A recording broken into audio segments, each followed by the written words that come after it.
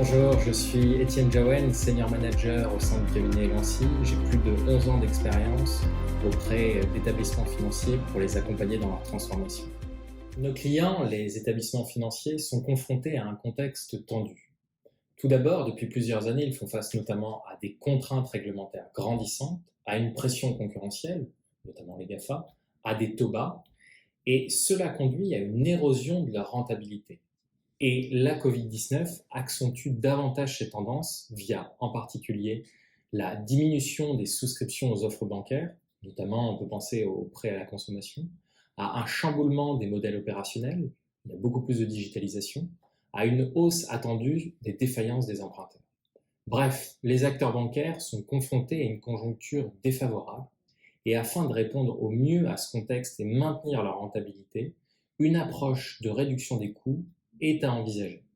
Et il a souligné que la mise en place d'une telle démarche, au-delà de bien évidemment réduire les coûts, qui est son objectif premier, permet aussi de dégager des marges de manœuvre pour investir et se transformer afin de saisir de nouveaux gisements de PNB.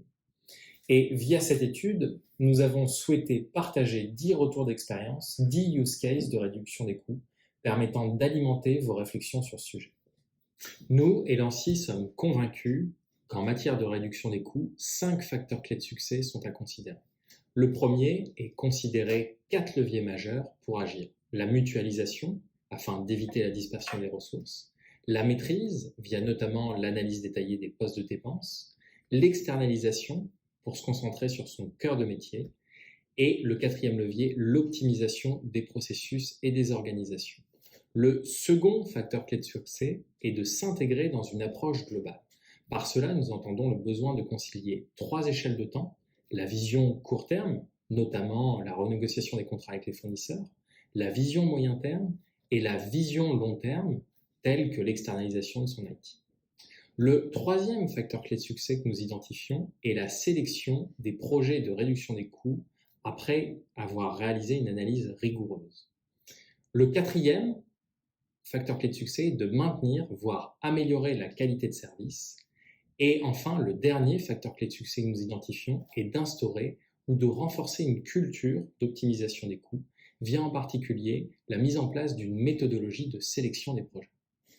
Cette étude vise à éclairer sur les 10 use cases suivants qui se répartissent sur 4 thématiques. La première thématique, mutualisation, où est-ce qu'on explicite notamment le use case et la mise en place de centres de services partagés et de joint venture. La seconde thématique relative à l'externalisation, où est-ce qu'on le retrouve notamment l'externalisation informatique. La 3e thématique relative à la maîtrise, où est-ce qu'il y a le use case concernant l'analyse détaillée et comparative des postes de dépenses. La 4e thématique relative à l'optimisation, où est-ce que l'on retrouve la digitalisation interne et externe, le RPA, l'IA. Et au confluent donc, de ces 4 thématiques, nous avons fait un focus sur un autre use case concernant les programmes globaux de réduction des coûts. Se lancer dans une démarche de réduction des coûts permet de réaliser des économies conséquentes et récurrentes, estimées à environ, en fonction du contexte, 15% d'économies.